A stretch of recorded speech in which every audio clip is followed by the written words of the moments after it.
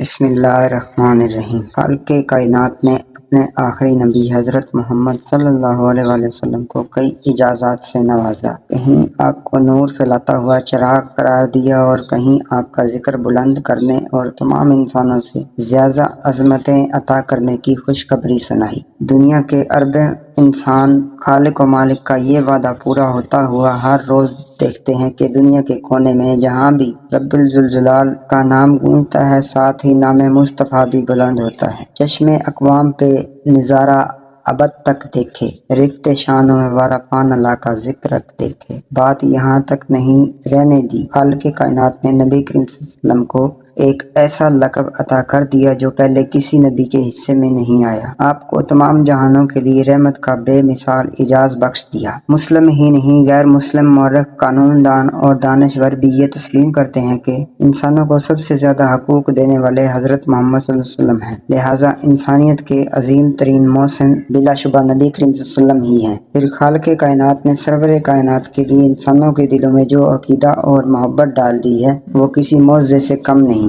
حضور کی زندگی میں آپ کی ذات سے اور بعد از وصال حضور کی آخری آرامگاہ سے جو بے پناہ عقیدت اربوں انسانوں کے دلوں میں ہے، انسانی تاریخ میں اس کی کوئی مثال نہیں ملتی۔ 1000 سالہ مسلم تاریخ کے سب سے بڑے شاعر اور مفکر ڈاکٹر علامہ اقبال نے درست کہا ہے کہ وہ اپنی جگہ مقدس اور اتنی نازک ہے کہ حضرت جنید بغدادی اور حضرت بایزید رحمۃ اللہ علیہ جیسی ہستیاں وہاں حاضری کے وقت اپنے ہوش و حواس کھو بیٹھتی ہیں۔ چند صدیوں قبل عثمانی سلطنت آج کے امریکہ کی طرح سپر پاور تھی۔ اس سپر پاور کے حکمرانوں کی عقیدت کا یہ حال سن لیں۔ مورخ لکھتے ہیں کہ عثمانی حکمرانوں نے جب مسجد نبوی کی تعمیر کا ارادہ کیا تو انہوں نے اپنی توسیع و عریض ریاست میں اعلان کیا، انہیں عمارت سازی سے متعلق فنون کے ماہر درکار ہیں۔ اعلان کرنے کی دیر تھی کہ ہر علم کے مانے ہوئے لوگوں نے اپنی خدمات پیش کی۔ سلطان کے حکم سے استنبول کے باہر ایک شہر بسایا گیا جس میں اطراف عالم سے آنے والے ان ماہرین کی الگ الگ بستیاں آباد کی گئیں۔ اس کے بعد عقیدت اور حیرت کا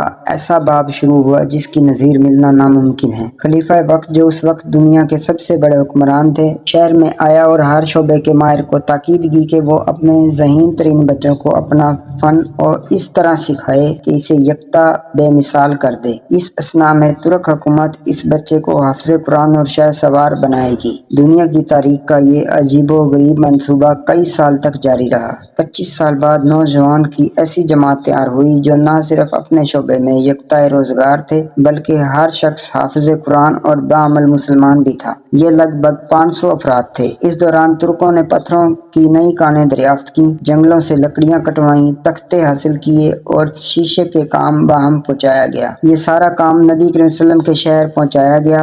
ادب اور عقیدت کا یہ عالم تھا کہ اسے رکھنے کے لیے مدینے سے دور ایک بستی بسائی گئی تاکہ شور سے شہر نبی اور روضہ رسول کی بے ادبی نہ ہو۔ نبی کریم صلی اللہ علیہ وسلم کے ادب کی وجہ سے اگر کسی پتھر میں ترمیم کی ضرورت پڑتی تو اسے واپس اپنی بستی بھیجا جاتا تاکہ حضور کی آرامگاہ کے قریب کوئی معمولی سی آواز بھی پیدا نہ ہو۔ ماہرین کو حکم دیا کہ ہر شخص کام کے دوران باوضو رہے اور درود اور تلاوت قرآن پاک میں مشغول رہے۔ حجرہ مبارک کی جالیوں کو کپڑوں سے لپیٹ دیا گیا، روضہ پاک گرد سے محفوظ رہ سکے۔ 15 سال تک تعمیر و مرمت کا کام اسی عقیدت اور عشق کے جذبے کی تپش سے سرشار ہو کر ہوتا رہا۔ تاریخ اسلام گواہ ہے، ایسی محبت اور ایسی عقیدت سے کوئی تعمیر پہلے نہ کی گئی اور نہ کبھی بعد میں ہوگی۔ آقا دو جہاں کی تعلیم اور تربیت سے کس معیار کے انسان تیار ہوئے، اس کی مثال بھی انسانی تاریخ میں نہیں ملتی۔ ایک روح پرور واقعہ سن لیجئے۔ مسلمانوں نے سمرقند فتح کیا تو اس کے چند روز بعد وہاں سے ایک قاصد اسلامی سلطنت کے حاکم اعلیٰ سے ملنے کے لیے چل پڑا۔ اس کے پاس ایک خط تھا جس میں غیر مسلم پادری نے مسلمان سپہ سالار قتیبہ بن مسلم کی شکایت کی تھی۔ پادری نے لکھا تھا، ہم نے سنا ہے مسلمان جنگ اور حملے سے پہلے قبول اسلام کی دعوت دیتے ہیں، اگر دعوت قبول نہ کی جائے تو جزیہ ادا کرنے کا مطالبہ کرتے ہیں، اور اگر کوئی ان دونوں شرائط کو قبول قبول کرنے سے انکار کرے تو جنگ کے لیے تیار ہو جاتے ہیں، مگر ہمارے ساتھ ایسا کچھ نہیں کیا گیا اور اچانک حملہ کر کے ہمیں مفتو کر لیا گیا۔ یہ خط سمرقند کے سب سے بڑے پادری نے اسلامی سلطنت کے فرما روا عمر بن عبدالعزیز کے نام لکھا تھا۔ طویل سفر کے بعد قاصد دمشق پہنچا، جہاں مسلمانوں سے شہنشاہ وقت کی آرام گاہ کا معلوم کرتے کرتے وہ ایک ایسے گھر جا پہنچا جو انتہائی معمولی اور خستہ حالت میں تھا۔ اس معمولی مکان کا مکین ہی حاکم وقت عمر بن عبدالعزیز تھا۔ قاصد نے اپنا تعارف کرایا اور خط عمر بن عبدالعزیز کو دے دیا۔ عمر بن عبدالعزیز نے خط پڑھ کر اسی خط کی پشت پر لکھا: عمر بن عبدالعزیز کی طرف سے سمرقند میں تعینات اپنے عامل کے نام ایک قاضی کا تقرر کرو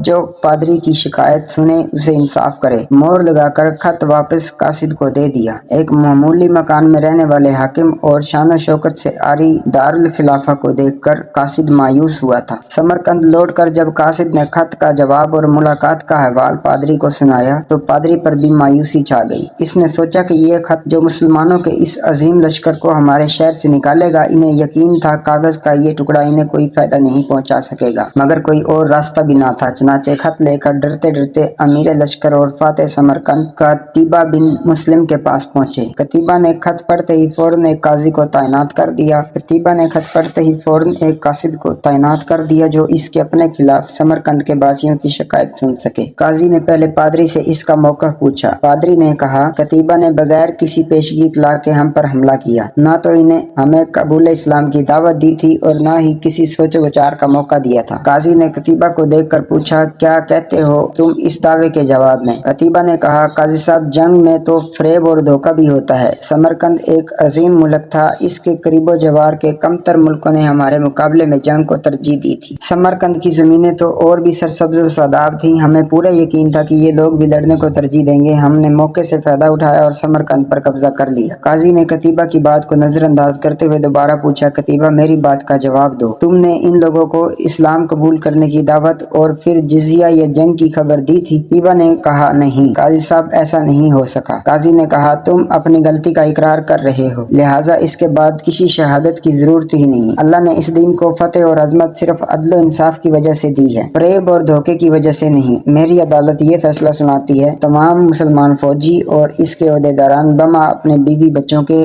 اپنی ہر قسم کی املاک اور مال غنیمت چھوڑ کر سمرقند کی حدود سے باہر نکل جائیں اور سمرقند میں کوئی مسلمان فوجی باقی نہ رہے۔ پادری جو کچھ دیکھ اور سن رہا تھا وہ ناقابل یقین تھا۔ چند گھنٹے کے اندر ہی مسلمانوں کا عظیم لشکر قافلہ در قافلہ شہر سے نکل چکا تھا۔ سمرقند نے کبھی ایسا نہیں دیکھا تھا کہ جب طاقتور فاتح قوم کو کمزور مفتو قوم کو یوں دوبارہ آزادی بخش دے۔ ڈھلتے سورج کی روشنی میں لوگ ایک دوسرے سے سرگوشیاں کرنے لگے کہ یہ کیسا مذہب اور کیسے پیروکار ہیں۔ عدل کا یہ معیار کہ اپنوں ہی کے خلاف فیصلہ دے دیں اور طاقتور سپہ سالار اس فیصلے پر سر جھکا کر عمل بھی کر دے۔ تاریخ گواہ ہے کہ تھوڑی ہی دیر میں پادری کی قیادت میں تمام شہر کے لوگ گھروں سے نکل آئے اور لشکر کے پیچھے سرحدوں کی طرف دوڑ پڑے، اور پھر سمرقند کے باشندے کلمہ طیبہ کا اقرار کرتے ہوئے واپس جانے والی فاتح فوج کو منتیں کر کے واپس لے آئے کہ یہ آپ کی عظیم سلطنت ہے، آپ اب جیسا چاہیں اعلیٰ کردار اور منصف مزاج حکمرانوں کی رعایا بن کر رہنا اپنے لیے فخر سمجھیں گے۔ دین رحمت نے وہاں ایسے نقوش چھوڑے کہ سمرقند طویل عرصے تک مسلمانوں کا دارالخلافہ بنا رہا۔